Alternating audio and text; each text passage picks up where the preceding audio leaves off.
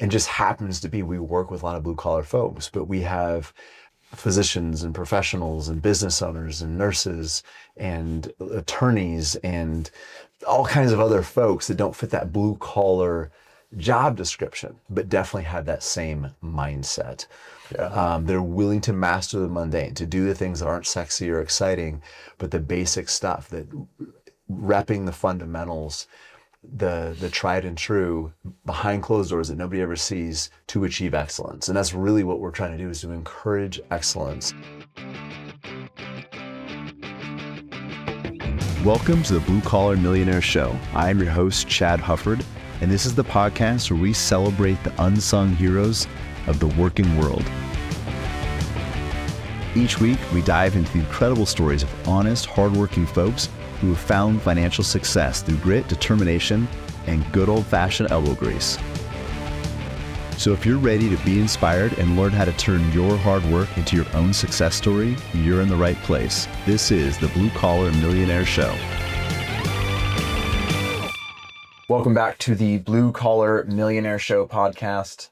Today you've got Logan Hufford and Chad Hufford on the show today. And I asked you earlier, if we could take an episode and revisit the why of this podcast. It's been a couple of years now since you first started it, and we've made some pivots. And in my opinion, I think we've made some really cool pivots, but there definitely have been some shifts in the content and even some of the guests. We've had some really, really cool guests come on the show. It's not all blue collar millionaires. It's not all tradespeople.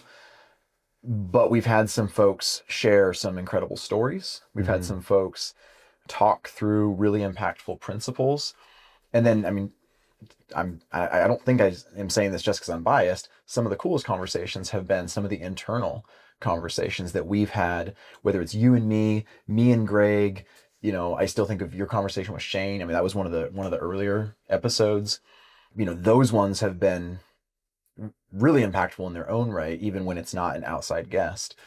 But what are some of your thoughts, I guess, on how we've pivoted and maybe what you were originally thinking versus how you view it now?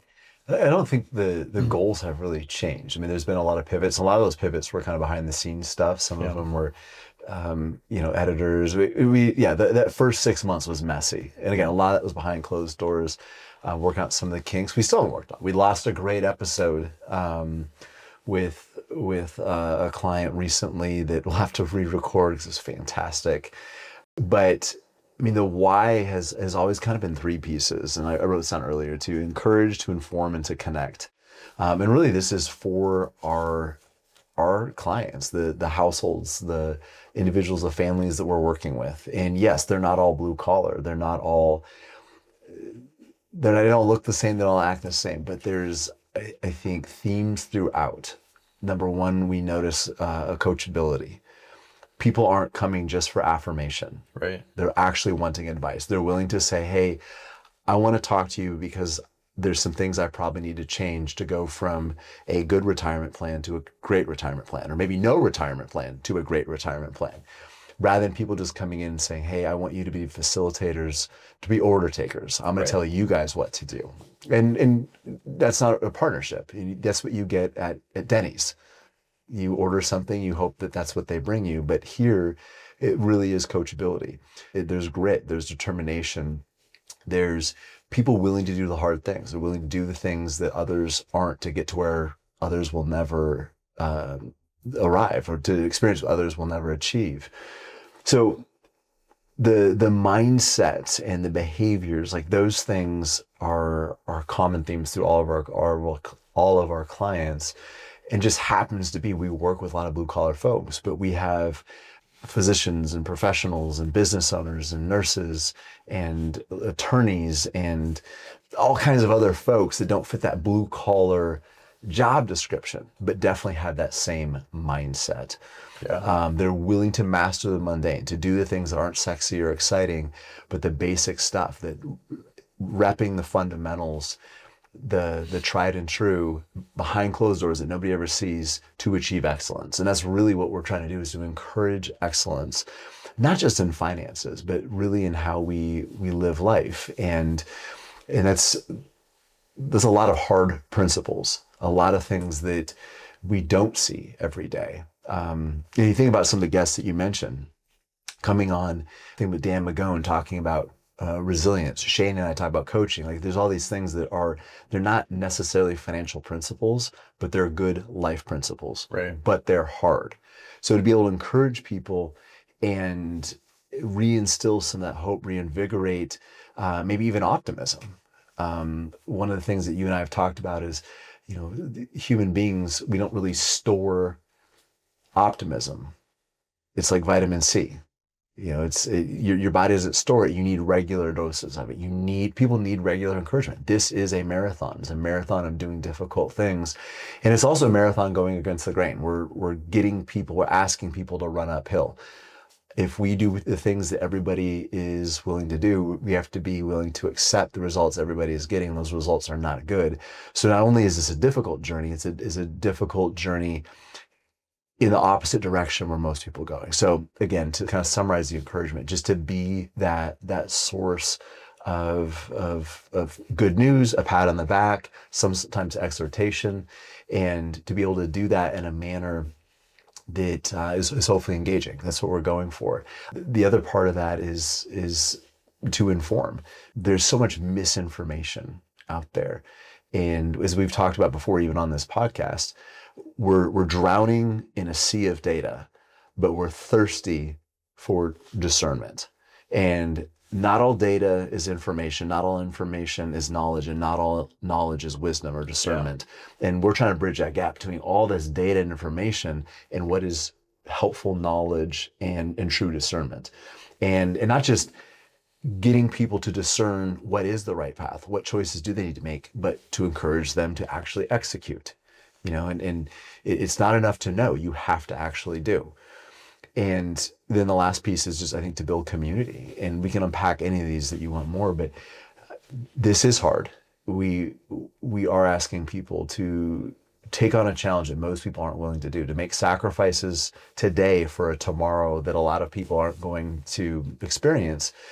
And a lot of the questions we get, people feel, or they might be intimidated, thinking like, I'm probably the only one wondering this. I was talking to a guy today working for the state of Alaska for 30 years. He was embarrassed. He's like, Chad, I've been doing this for 30 years and I don't have any real plan for retirement. I've never talked about it. I don't have goals. I was like, yeah, you're normal. Yeah. And for people to realize, like, okay, there might be some things that I need to change, but there's other people like me. And you talk about some of these stories, for people to either be encouraged or inspired by those stories and realize, man, there's like-minded people and there's other people with Veritas that are going through the same thing. They have gone through something similar. Like finance is a team sport, and our society, our culture says that you have to do this by yourself, and to talk about it is taboo. And thankfully, you and I grew up in a house where financial stuff was normal to talk about, but I don't think that's typically the case. So I wanted a venue for our clients to be able to interact with us in a way where this stuff is all on the table. We talk about real stuff, hard stuff, sometimes funny stuff, but it's real life stuff. And they're not doing this alone. And there's a community around them of like-minded people who care about where they're going and what they're trying to accomplish. And there's people struggling with the same things that they're struggling with. There's people who are facing the same challenges. There are people who have made the same mistakes. So again, it is to encourage, it's to inform, and it's to connect. Yeah. When I think about some of my, maybe it's my favorite interviews, some of the best interviews or some of the best episodes we've had. Yeah, Dan McGone was one of them, which I do think it's kind of ironic, and yet it's really cool. He told some stories about, rescuing ships that were like just in total disrepair. The some of the parts that are most memorable about his conversation with you are not those, even though there were some cool stories. That's kind of like maybe the catchy thing that might draw you in. His quote about marriage Like that was the thing that stuck out to me above all else, which not a financial principle, nothing to do with repairing ships out at sea, but absolutely about doing the difficult next right thing because of the long view in mind. Mm-hmm. And I'm not going to try to remember because I'll butcher it, but I mean, it's on our Instagram and you can see it there, the Dan McGone interview. You know, I think about Chris Tachi, you know, packed with lots of financial principles, lots of stories that do tie in directly to financial stuff. Didn't really talk that much about his career as a truck driver. Actually, maybe we should have him on and just have him cook a little bit and just talk about what it is to drive truck in Alaska. Because I mean, I've heard those stories, like, you know, at our house growing up, and like it sounds like absolutely wild. But he, you know, all these stories where we know what that career was just from him telling us, and yet the financial principles, the life principles. Chris Marchant, he could have. There weren't many stories that he told that really had much to do with being a firefighter. He could have been a school teacher. He could have been a dentist. I mean, the intentionality of being His a dad dad and was being a a husband. dentist. Well, it's true. Maybe he saw enough of that to realize, hey, I want to go a different direction. But like, and so of course, it's no surprise that, yeah, maybe as a firefighter, he has that grit and that determination and all of that. And yet, yeah, the connective tissue of these life principles, doing the next right thing, seeking external counsel, inviting accountability into life, seeking healthy connection with others, like those are good ways to go through life. And we're going to see them pop up in all different trades, all different types of people, all over in different areas, because at the end of the day, it makes sense that that's a good way to live life. Yeah, and ultimately our purpose here at Veritas is to make sure that people don't run out of money or purpose in retirement. But money is just a tool. Like, our objective is not to build wealth. That's a part of the process. Right. It takes wealth to be financially independent. But even financial dependence is not a goal in and of itself. Really what we're trying to do is help people build a life of abundance. That's going to look different for different people. Yeah. I was just talking to somebody today who, we're not going to mention her name because she has not agreed to be on the podcast yet. But hopefully she's on. She's got a phenomenal story. Yeah. She wrote the best resignation letter that I've ever read. And basically the gist of it was, I'm so thankful for my time here at this company. And I'm so grateful for all the adventures and excitement and training and experience. But there's a new chapter in my life and I'm retiring to something even more fulfilling. And I cannot do this and that at the same time. So I'm going to close the door on this chapter to step into something that I've been waiting for and looking forward to for years. And there's more to that. But even that, it's just, she was talking about, she's never had a summer off. And some of the things that she is looking forward to. She's being able to chase her grandkids all over the world. She was in Pennsylvania a couple weeks ago. She's going to Japan tomorrow. It's going to look different for different people. Yeah. But for her, like there is an abundant life that she is embracing. And there's a lot of abundance before, but that is our goal for people, to truly have an abundant life of what fills them up, to make impact in the lives of those around them, to make an impact of those lives closest to them, to do something fulfilling, to have something to chase, to be challenged, to make a dent in the world. Finance is just the tool we typically use to be able to do that. But it goes back to what you were saying, these principles, these are just good life principles. And we help people apply those to their finances, to their investing, to their, some of the dollars and cents attached to the other goals. But ultimately, our hope, and this is one of the reasons I got into this, not just the podcast, but got into this business, is because what I've seen is when people manage their finances well, when they take control of the money matters in their life, there's a tendency for that to ripple into many other areas because it is so difficult, because it's so hard to keep money from controlling you, to actually manage it so it's not running you. Yeah. But when people can get ahead of that, it's amazing how other parts of their life start falling into place, or at least they make significant progress. And we've seen marriages get better. We've seen people make huge strides in their health. We've seen people start businesses. We've seen people repair relationships with just all kinds of different things. And it's encouraging people and exhorting people in some of those principles that absolutely have to be part of your financial plan, but really they should be part of your life plan. Right. What would you like to do with a podcast that we haven't been able to do yet? Well, I mean, I think a lot of it we're still learning how to refine it. Obviously, I want the reach to be greater. I'd like to get more of our clients listening. I think a lot of our newer families are listening, but I mean, 15, 20 years ago, when we were getting this rolling, I don't even know if podcasting was a thing. I certainly didn't know about it. Right. So, trying to engage the folks that have been with us a long time with a new way to encourage them, with a new way to keep them up to speed on some of the things. I mean, that would be important. And I love the involvement that we've had from clients so far. I mean, even people listening to this, part of that community is, I mean, if you have a friend, or if you have somebody who you think would be a great guest that has some information or a powerful story, we want to know about that. And if you hear something that is encouraging you, pass it along. I mean, if you've been encouraged by it, there's probably a lot of people in your life that also be encouraged. And our hope for this is this podcast becomes very shareable, Right. and that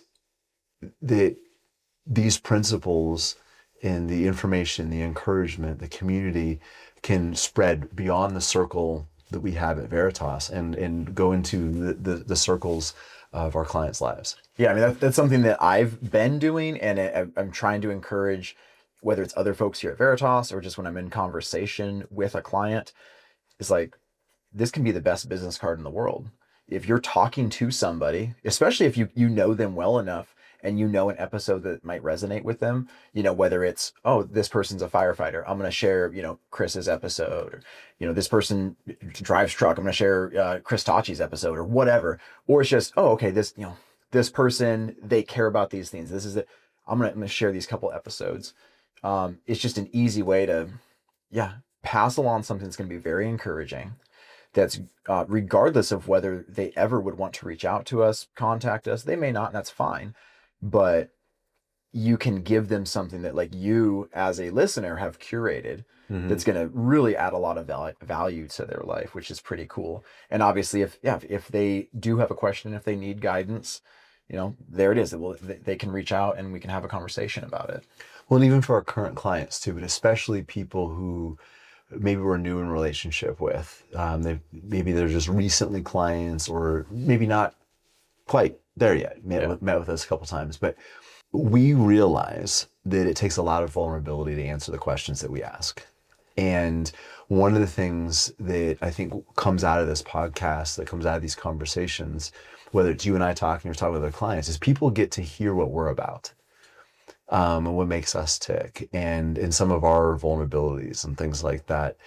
And to lead with that, I think is helpful, because they get to know, people get to know who they're dealing with a little bit more. And we realize that we ask questions that some of our clients' best friends don't know the answer to. And we ask them on a regular basis. Now, if we're not careful, we can kind of get numb to that. But it's not that different than stepping into a physician's office, and the physician will make you take off your clothes and put a little gown with your butt hanging out in the back. We don't do that here, but you still feel vulnerable and naked. Yeah. I realize that. And I had two people cry in my office yesterday. I'd like to think I wasn't the one that made them cry, but just talking about the circumstances, very emotional. One was an oil field worker, rough and tough guy, been in Alaska a long time, done hard jobs. But we deal with that stuff a lot. So I think our hope is this would make us more relatable. Again, not just to potential clients, but people we're working with right now, like getting to know us, to build that relationship capital, because what we do is only effective on a foundation of trust.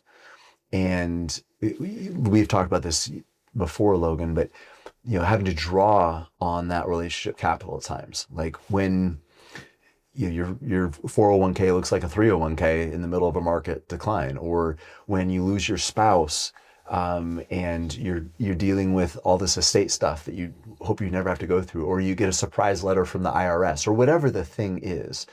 But when life smacks you in the face, our advice and our help and our guidance have to be founded on trust. So I think even just having these discussions, even if people aren't having them one-on-one with us, but hearing you and I talk, hearing us talk with other clients, my hope is that more of our heart gets out there. Our clients can learn stuff about us, and then we have conversations about it one-on-one after the fact. So I see a lot of different ways for this to help us better connect with the folks who are already working with, because that really is the biggest thing. I mean, we have, and I was telling this client earlier today, the one who we're hoping to get on the podcast, like I have to pinch myself sometimes, because this is stuff that I get to do every single day, to work with phenomenal people. I mean, the folks who work with us they're just a cut above. They are not average in so many different ways. Yeah. As Dave Ramsey says, they're weird, and weird for all the good reasons. But to be able to work with people like that we look forward every time we're talking to them. And even though we're dealing with difficult, challenging things sometimes, that we're in the struggle with them, and to be able to enhance that camaraderie with something like this, and to be able to just better serve the people who have already entrusted their financial plans to us. It's something we do not take lightly. And my hope is this bolsters that mission. Yeah. Well, and one thing that you and I have talked about, and I'm just we'll make it public here. If there is somebody that, if you're listening to this, you're watching this on Instagram, and there's somebody you think of that has a powerful story to tell. Maybe they have, a career that they came from, like Dan McGowan, that's just crazy. They were in some really, really exciting, interesting job. Maybe not, but they're of character, right? They've got grit. They've shown grit and determination throughout their life. We would love to talk to them and have them come on the podcast to share their story. And we love to sit in office over a cup of coffee, but if they're not in Anchorage, we can do it online as well. Mm-hmm. Obviously it's 2026. So please let us know. Is there anything else that you wanted to share on this topic before we close out? Well, I think it's just important to, first of all, to thank the listeners that we do have, and the clients that do engage with this, and we appreciate your feedback, positive or negative. And like I said before, our goals are to leave our clients' lives better than we found them. And it's not a Superman complex. It's just, I believe we have a phenomenal team of high character individuals that have great empathy, that also have a lot of skills. They are high character, and they're people of integrity. And we want to know what we can do to better serve the clients. So if there's something that we're missing, let us know. If there's something you'd like to see as listeners differently, even from this podcast, we are still learning. We're still figuring this out, but it's an honor and a privilege to do what we get to do every single day. And I just want to thank our clients, especially, for giving us the opportunity to serve them, and also to serve the people in their life, whether it's their friends, their family, their colleagues. The guy I was talking about with that was leaving the state, he's known one of our clients for 40 years, and the opportunity and the privilege of being able to help people that are important to the folks who I work with is phenomenal. And it's just a great, incredible journey to be a part of, really. Yeah. I mean, the honor of being able to help somebody's loved one is the best compliment that you can get, right? Oh, absolutely. Absolutely. Yeah. And we realize that, we're up against an onslaught of 24/7 bad news, misinformation. Everybody on YouTube and Instagram is an expert. And, what we're trying to do is help people sift through some of that and highlight some of the nuggets of real wisdom that is out there. And and also to do some of the worrying for people too. Like, we worry about some of this stuff so other people don't have to. And that's one of the reminders that we'll continue to put out there too, is that's some of the burden that we want to carry. And again, finance is a team sport, and whatever we can do to strengthen that team, we're all for it. Well, guys, thank you for joining us. And if you do have feedback, if you know of somebody that you think would make a good guest for the show, if you think you'd make a good guest for the show, please reach out. You can obviously reach out on Instagram at veritas.alaska. You can go to our website, veritasalaska.com, or you can stop on by. We're right here in the Mint building on Tudor. Thanks, and have a great day. Thanks for listening to the Blue Collar Millionaire Show. We hope this episode has been inspiring and beneficial to you. If you want help on your journey to financial freedom, reach out to us at veritasalaska.com. We'd love to sit down over a cup of coffee with you, either here in our office or virtually, and get to know you and your needs. And though this podcast is free of charge, we do ask that you please do us two quick favors. If you enjoyed the episode, give our pod a great rating on iTunes or whatever podcast platform you use, and also give us a follow on Instagram. We hope you have a wonderful day filled with gratitude and intentionality. God bless.